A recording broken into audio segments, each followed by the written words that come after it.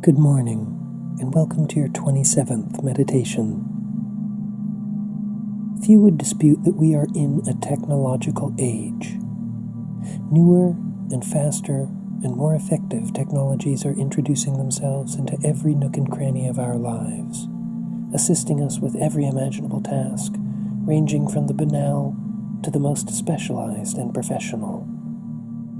They afford us convenience, an improved quality of life, and perhaps most importantly, time.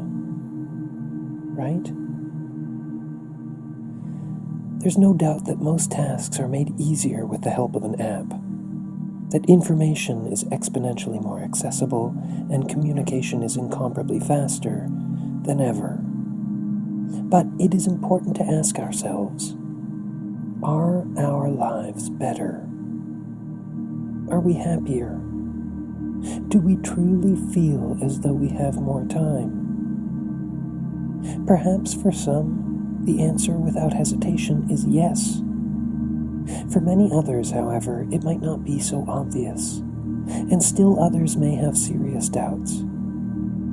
How can this be? Why, if all of the various technologies we incorporate into our everyday lives were expressly designed to help us, don't we feel helped? How is it possible that with such a variety of aids to our happiness we can feel less happy? With so many time-saving tools, we can feel we have less time. The first answer to these questions is a somewhat gloomy one, but very important to acknowledge. These technologies are not expressly made for our benefit. Rather, they're made by companies with their own motives that are intended to serve them. Of course, this does not preclude the possibility of those same technologies being helpful to us.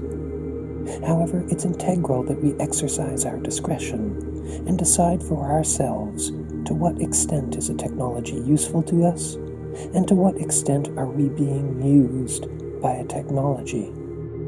This is the second answer to the question of how it's possible that technologies can actually negatively impact our lives. How we use them, and how we limit or fail to limit that use.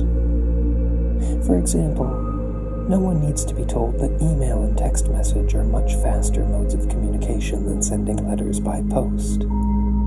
It follows that using email instead of post should save us oceans of time. The trouble arises when the convenience of sending an email is so great that we feel the need to include information in our missives that we never would have thought necessary before.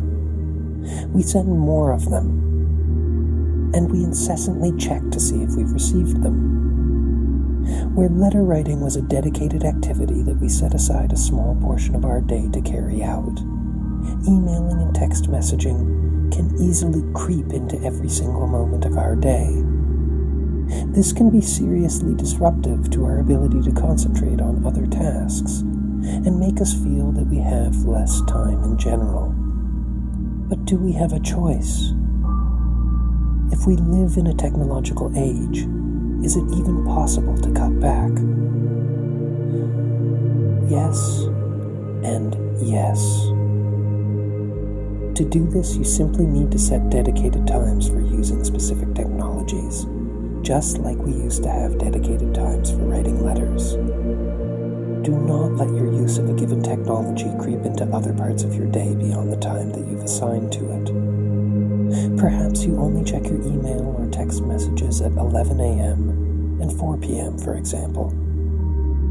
Turn off all push notifications. The messages will still be there in a few hours, and unless you have a job that requires that you be on call, the people on the other end can wait too. So try it. You'll be amazed by how much time was being eaten up by all your unnecessary text conversations and email correspondences. Keep it up. You're doing great. Have a wonderful day. This podcast was brought to you by Odium.